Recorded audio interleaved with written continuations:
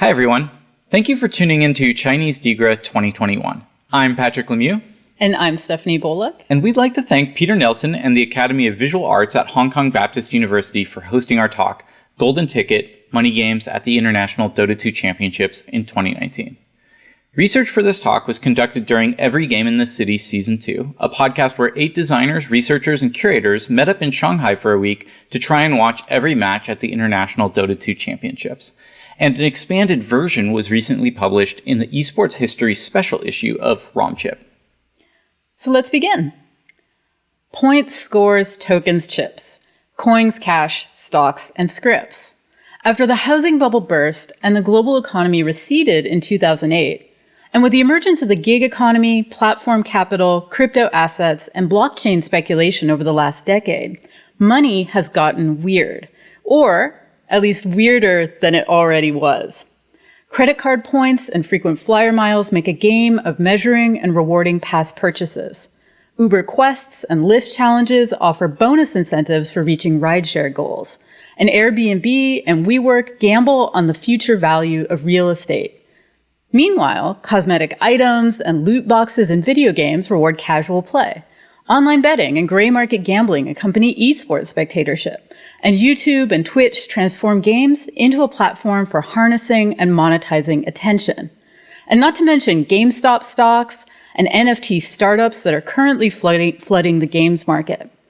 From what Randy Martin called the financialization of everyday life to the gamblification of daily work, in the 21st century, our wages are increasingly a wager, our games are always gambles, and money is funny. Our ongoing research on the material histories and cultural practices of play reveal that video games are always far bigger and far stranger than we think they are, and adding money to the equation only compounds the stakes.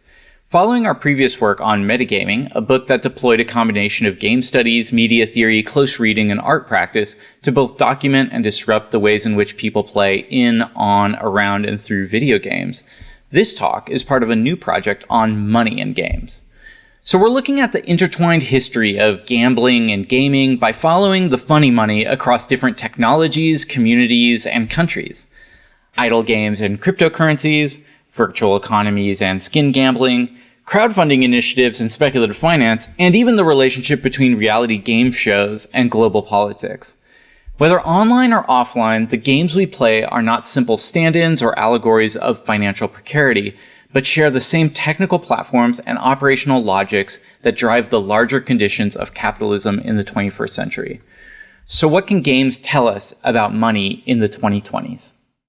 We hope this new project will act as an update to the gold farming era of game studies represented by books like Nick Dyer-Witherford and Greg DePuter's Games of Empire. We want to account for the microtransactions, loot boxes, crowdfunding, and cryptocurrencies that are now impacting the ways we play. And to do this, we're working with recent projects like Finn Brunton's Digital Cash, which explores the eccentric and utopian money experiments of the 20th century before Bitcoin, Lana Swartz's book on money as social media, which looks at how the platformatization of money has transformed the ways it functions as a communication medium, and Edward Castronova's research on wildcat currencies, which compares virtual economies with the weird, unregulated monies of 19th century American wildcat bankers. Beyond thinking about money as a medium, we're looking at the scholarship of Ruha Benjamin, Wendy Chun, Virginia Eubanks, and Safia Noble, who investigate the ways computation, artificial intelligence, and technological surveillance further intensifies economic disenfranchisement. Following this work, there are 3 main concepts we're starting to think about that begin in the world of games, but quickly extend outward: gamification, money games, and play money. So first, gamification.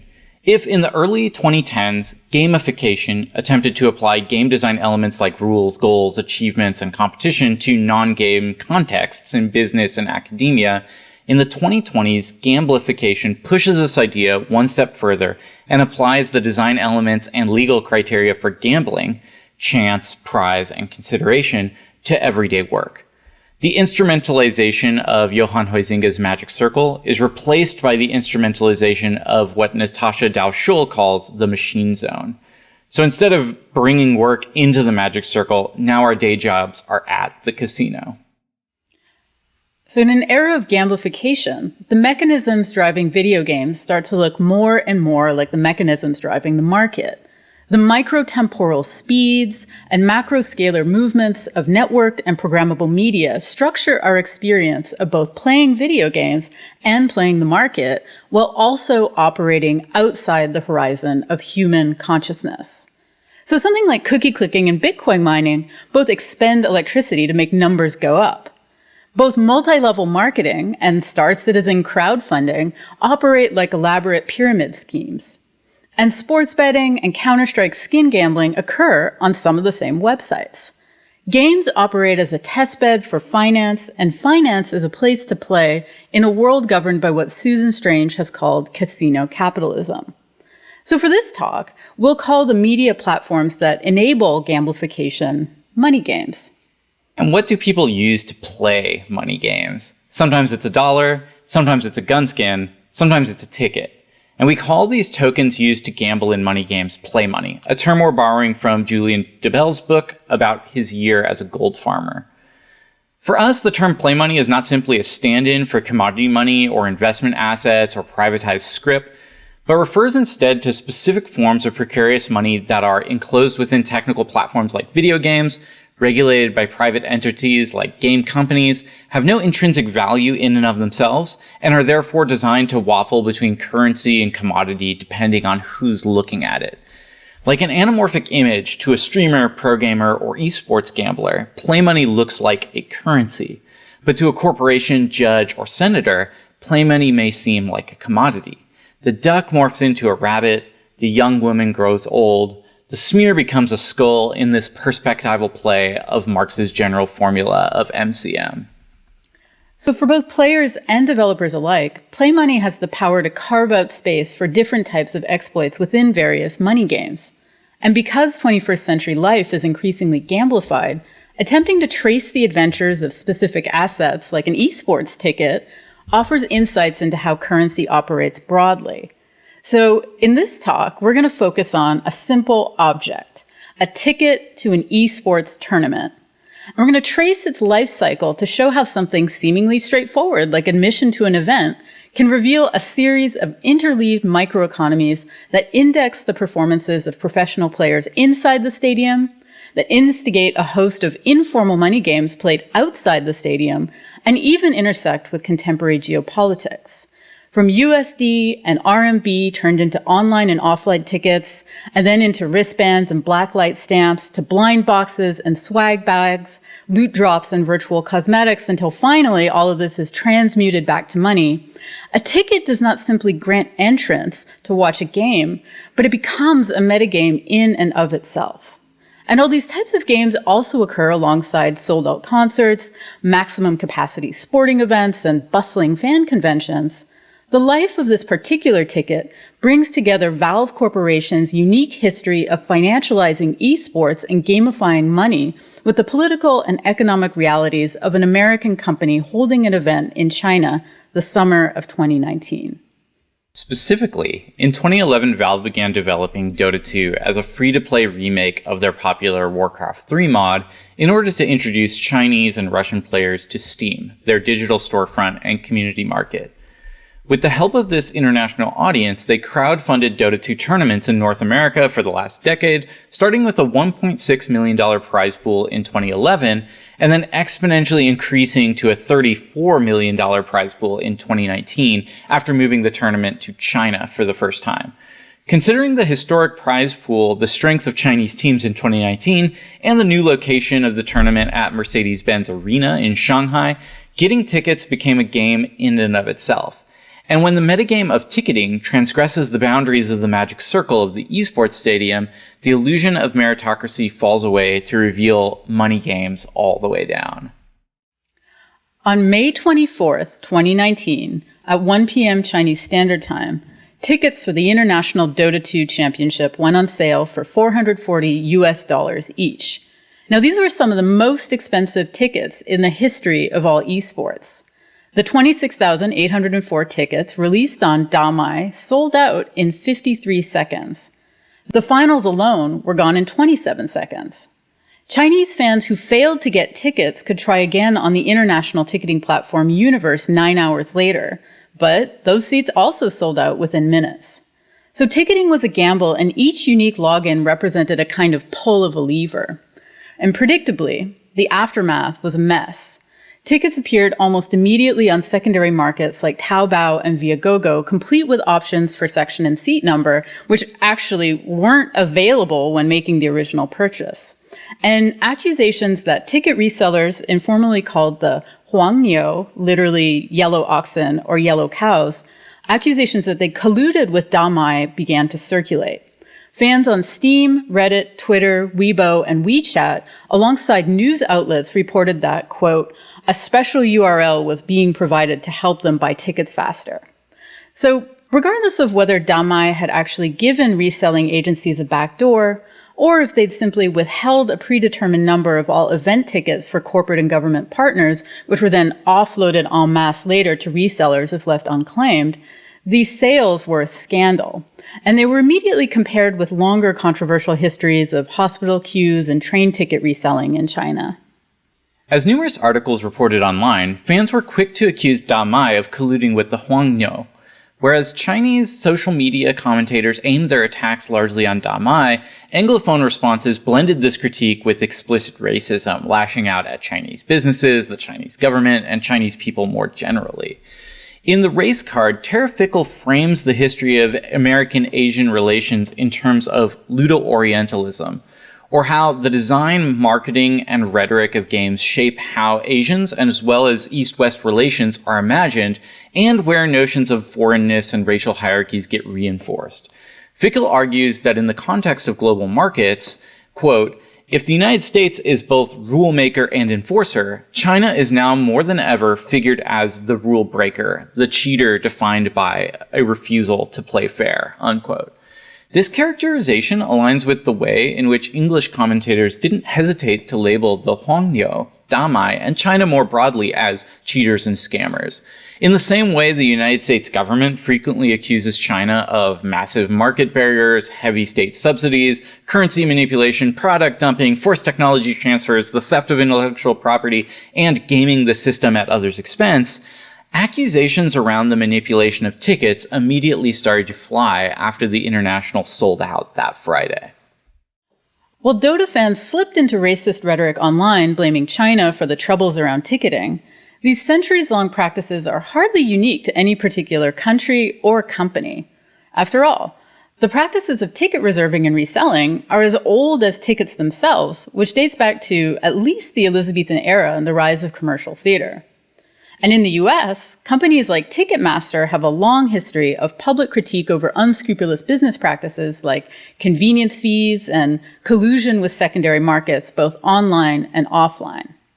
Yet, despite the ubiquity of these business practices across multiple cultures, places, and times, in the case of the International Dota 2 Championships in 2019, they were being codified as Chinese.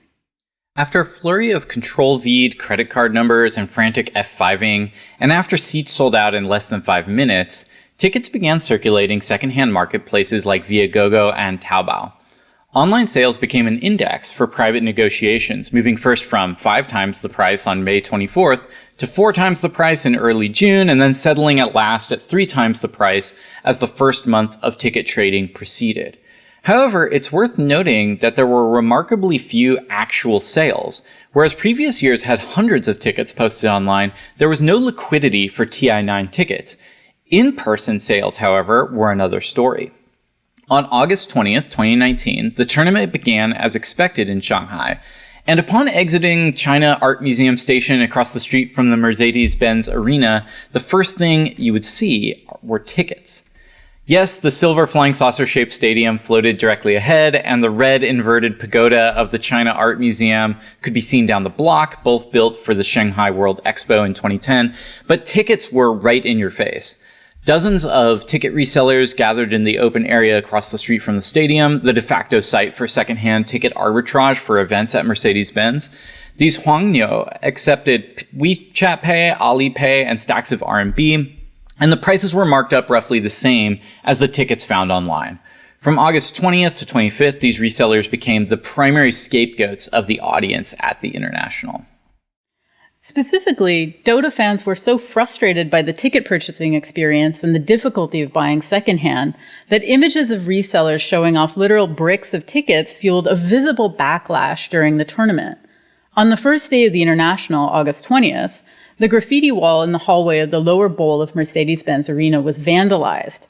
Alongside scribbles of Dota 2 memes like LGD versus OG and CN Dota Best Dota, there was a highly visible DMSN standing for Damai Ma Seule, which translates roughly to Damai's mom's dead, a variation of the popular online obscenity NMSL. Stadium security stood in front of the wall and actively blocked attendees from taking photographs until staff quietly edited the DMSL into RNG-NB, which was a combination of a local team name, Royal Never Give Up, with a slightly vulgar but very common acronym, NEOB. So basically, RNG is fucking awesome. Public attacks against Damai were covered up with this cheer of support for the local Shanghaiese team. Then the next day, on August 21st, fans held up a multilingual banner reading, "Damai, what did you sell? Shame on you, damai.cn," which was briefly aired on the Chinese language live stream for the event. Of course, stadium security promptly removed the sign, but not before the crowd performed some "Damai, what did you sell?" chants in Chinese. That night, and then again the next morning on August 22nd, Shanghai police arrested resellers operating within Mercedes-Benz. It's not clear on what charges these arrests took place, but at that point, ticketing around the event started to make international news, so as a response, groups of low-level Huangnyo were lined up and loaded into police vans. After that, police were visibly present both in and around the stadium for the remainder of the tournament, making it more difficult to buy and sell tickets there. From switching cameras to editing graffiti to arresting ticket resellers, Mercedes-Benz Arena, Damai, and Valve worked together to manage the controversies surrounding the International and sanitize the event at a time when international relations were at a boiling point given the conflicts in Xinjiang in 2017, Trump's trade war in 2019, and the Hong Kong protests against the Chinese extradition bill happening that summer in 2019.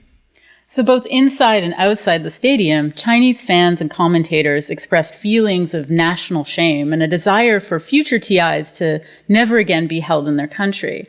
As Bjarke Laboriussen and Paul Martin observe in their work on games and gaming in China, in the wake of the Beijing Olympics, games have increasingly been deployed, quote, in the performance of national identity and projection of soft power. And like TI9, it's no coincidence that the Beijing Olympics face serious controversies over ticketing. In Mapping Digital Game Culture in China, Marcella Sabelwitz analyzes some of the rhetorical distinctions between online gaming, Wangluo Yoshi, and esports, Dianzi Jingji. And by creating these two different categories of gaming, esports becomes the privileged term that's able to disavow the negative associations around video games as being addictive and a waste of time. Sabelwitz suggests that it's largely a matter of, quote, personal preference that separates Dianzi Jingji from Wangluo games. Yet, official government and industry rhetoric often take great pains to separate the two practices so as to carve out a space of legitimacy for esports. And this separation is part of an at least 3 decades-long tension in the history of computers and video games that Lin Zhang has described as a conflict between pathology versus productivity. So by scapegoating one category of play, this has allowed for esports to emerge as a, quote, form of professional competitive digital gameplay, sanctioned by the Chinese government and supported by both local government and corporate actors. The result, Sabelwitz suggests, is that esports can be shored up in the name of what she calls patriotic leisure. So, given all of this, with TI9 being one of the most grandiose esports events to date, it was no surprise that fans reacted so aggressively against the ticket resellers impeding the pursuit of patriotic leisure. If esports are leveraged as a form of health and productivity that furthers national interests and bolsters national pride, fans and officials alike could use that sentiment in order to publicly shame the mercenary behavior around ticket sales. So let's say you actually get a ticket. What happens next? After arriving in Shanghai, traveling to Mercedes-Benz Arena, and acquiring a ticket for a day of TI9, audience members lined up at designated checkpoints around the perimeter of the stadium for security screenings and swag redemption. Upon making it through security, a cadre of Damai employees in bright magenta shirts check and punch tickets, apply color-coded wristbands and blacklight stamps for re-entry, and give out 2 or 3 trinkets each day. For example, a different surprise was offered via blind bags, blind boxes, and even blind security clearance lines. Like Gachapon, unmarked packaging housed a random piece of merch, 1 of 5 foam squeeze toy keychains, 1 of 6 Velcro patches, 1 of 7 plastic chibi figurines, and 1 of 2 All-Stars t-shirts were some of the prizes. Tickets are thus converted into physical swag even before they grant access to the event. From production to consumption to collection, swag has an economic life all of its own and becomes both a form of commodity money and a piece of equipment for playing money games in and around the stadium. Additionally, almost every day, ticket holders receive the 2019 TI9 attendee pin.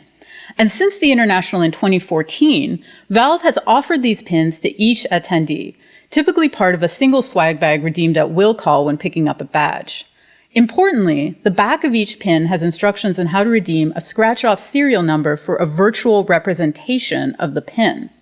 So by pressing the plus button in the bottom left corner of the Steam client or navigating to store.steampowered.com/account/register key, fans could enter the serial numbers for memorabilia to activate and register swag on a given Steam account. And it was labeled Genuine Pin, the International 2019 attendee on the community market, and the product redeemed after scratching off and entering the 16-digit serial numbers on the back of each pin grants each user a non-craftable trophy stored in a Steam inventory and displayed on your Dota 2 profile. Virtual cosmetics continue to circulate online as playable tokens to collect, trade, buy, sell, and gamble with well beyond the International in 2019.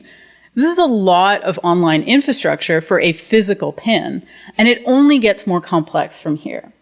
Right. The ways in which tickets transmute into toys is how Valve digitizes, in the sense of making into discrete, measurable, quantifiable units of human time, the act of spectatorship within a live setting.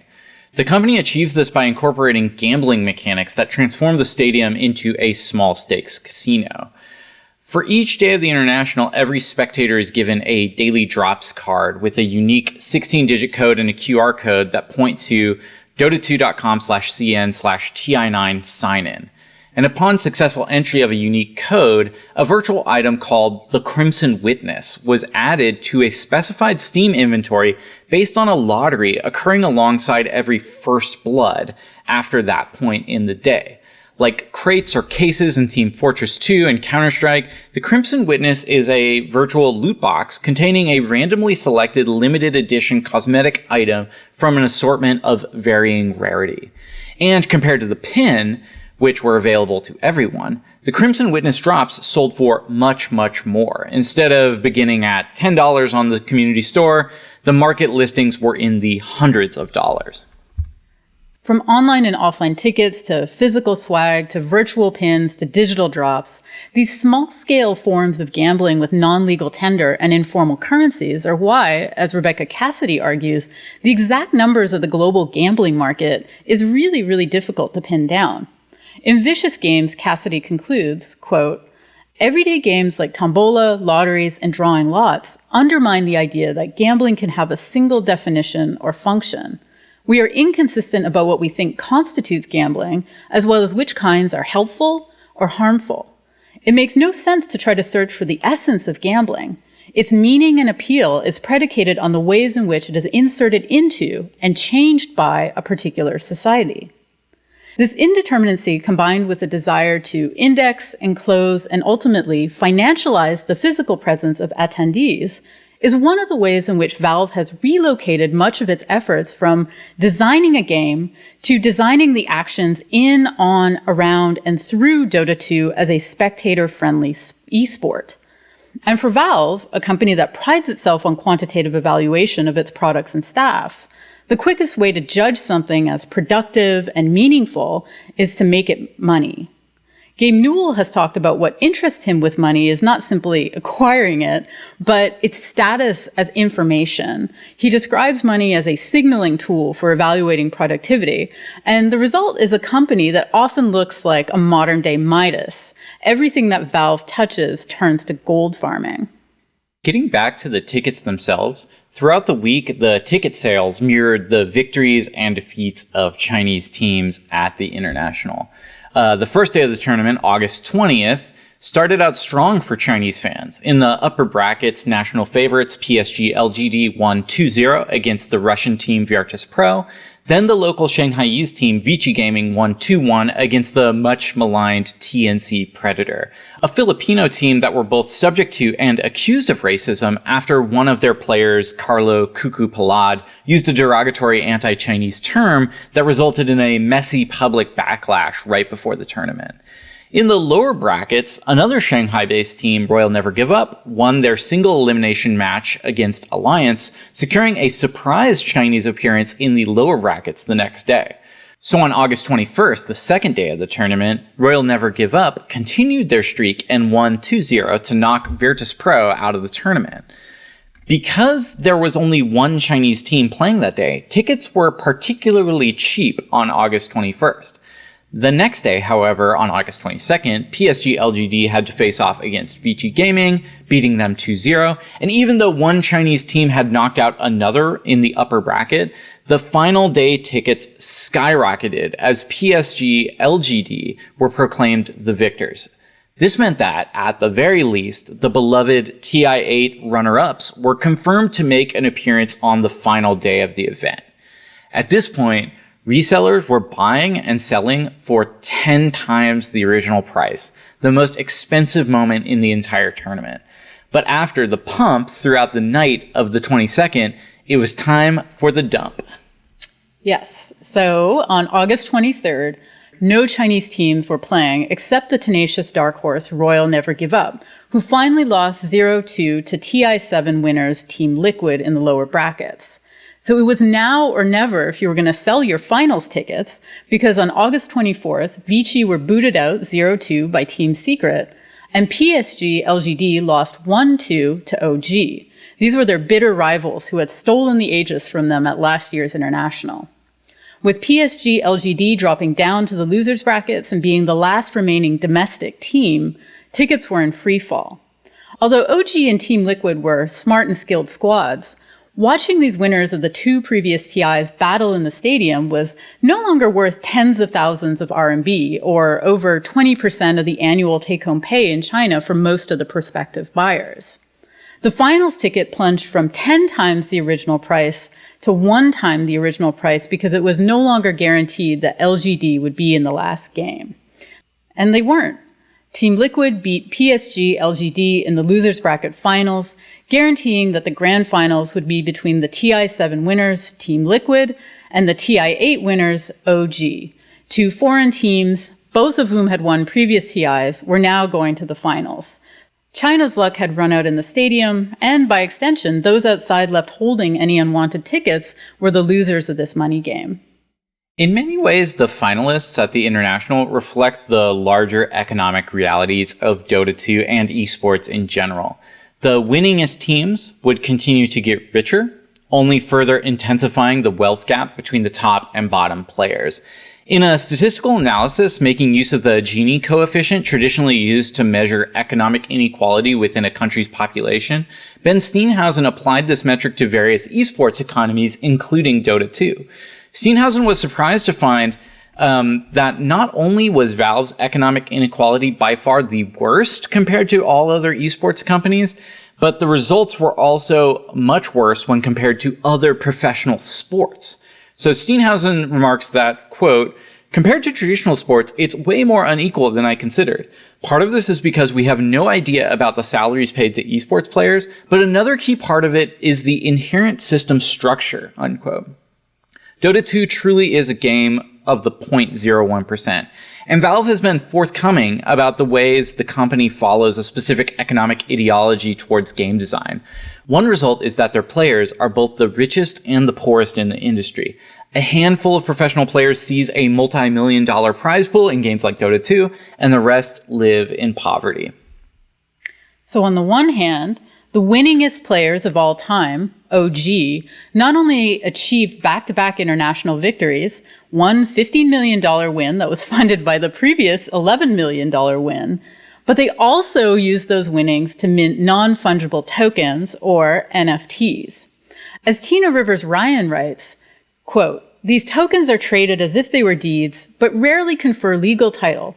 And most of the assets they point to are not securely archived, effectively divorcing the concept of ownership from the responsibilities of stewardship. In other words, most NFTs are financial instruments based on an artist's brand, or in this case, an esports team's brand." So on January 23rd, 2021, OG worked with Nifty to mint a series of CG videos and images of a fictional Dota 2 championship ring that was made by Philip Hodas, and then sold the artwork in 1,099 blind boxes for a total of $272,089.88 USD. Following the success of the Ring NFTs, on March 28th, they worked with Nifty again to mint a series of seasonal landscapes of the Dota 2 map before selling them in open and closed editions for $203,624.33 USD. And most recently, on July 6, OG minted 10 art pieces with 3,336 associated tokens via loot boxes and 3 closed auctions with the company Binance. Everything sold for a total of $510,995.15 USD. Altogether, OG generated a little under $1 million through their NFT enterprises. So by leveraging their winning brand, and by extension Dota 2 and esports in general, as well as the attention and affect of associated fan communities, OG were able to slingshot their tournament winnings into new speculative financial instruments. And beyond the environmental impact of proof-of-work blockchain technologies in which, quote, massive energy consumption is, as Nathan Ensmenger writes, a feature, not a bug, unquote, and beyond the volatility of unregulated forms of play money in the post-COVID-19 economy, NFTs are neither a replacement for a previously existing activity within esports, nor do they address a specific community need. Instead, they serve to entrench already existing cryptocurrencies like Ethereum, gamified practices like blind boxes, and financial speculators from the tech sector who know little of Dota but are willing to pay hundreds of thousands of dollars for NFTs. Valve has banned NFT games from Steam since they want to maintain a closed system so that money flows in but cannot, at least officially, flow outward. However, the company does not regulate how professional esports teams monetize their merchandise, their players, and their brands. A quick survey reveals that the majority of Dota 2 teams are sponsored by online gambling and cryptocurrency companies. For example, OG is sponsored by Funbaba Online Gambling, the Socios.com blockchain platform, Wintermute crypto trading, and IC Markets stock trading. So whether gambling, crypto, NFTs, precarious financial practices attend esports from the top of the pyramid down as pros influence talent, spectators, and casual players. If we think of the majority of Dota pros, however, OG and Team Liquid represent the winningest teams. On the other hand, controversies around players like Brazilian pro gamer Brian Freddy Smash Machaca Senior, who was caught match fixing and banned from all Valve games and events, exemplifies the cavalier and dismissive attitude that Valve has taken towards their losingest players. Like in pro sports, match fixing is one of the most taboo activities a player can do apart from doping. After Smash was banned from competing, he penned an open apology letter explaining how his salary of $30 to $90 a month meant that he was living off cold cereal and enduring days where my teammates and I had no food to eat and no place to sleep, while trying to play Dota professionally. As Will Parton admonishes, Valve could help address this by looking honestly at the way this system fails the disadvantaged. Instead, one of the most profitable companies in the world hands down draconian and capricious punishments against some of its poorest players to applause from a community that often doesn't understand the choices and pressures of poverty, but has heard a little bit about it and thinks Smash should have just gripped his bootstraps a little tighter. The community is more likely to bring down the gavel of morality and retributive justice against the least privileged in the scene, and nowhere was this more evident at the TI9 Dota 2 International Championships than with the Hwangyo. The ticket resellers were shamed and condemned by foreign and domestic fans alike for engaging in the same type of speculation and arbitrage that would be right at home in the NFT marketplaces and crypto wallets of OG, not to mention Wall Street. The fan fixation on the resellers was a means to disavow the deep financial precarity that is the foundation upon which esports as a whole depends, the free labor of streamers, spectators, commentators, analysts, journalists, and casual players.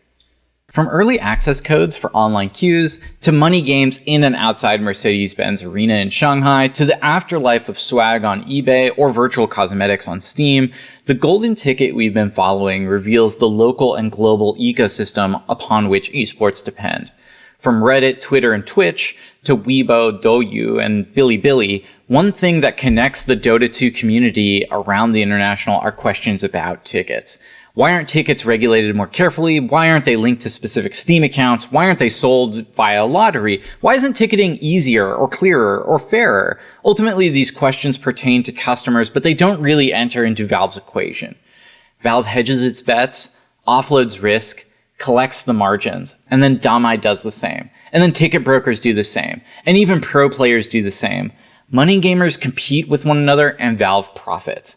Resellers move tickets around and Valve profits. Early access codes don't work and Valve profits. Tickets hover in an undecidable space between commodity and currency until they're transmuted online into swag and Valve still profits. These movements and circulations offer a microcosm that mirrors the larger patterns of finance capital in the 21st century. It's a rigged game and the house always wins. And so to briefly conclude, money may not have a clear history, but it always has a future. A ticket's worth is always dependent on a speculative projection forward in time. Future trades that are modulated according to actions in the present.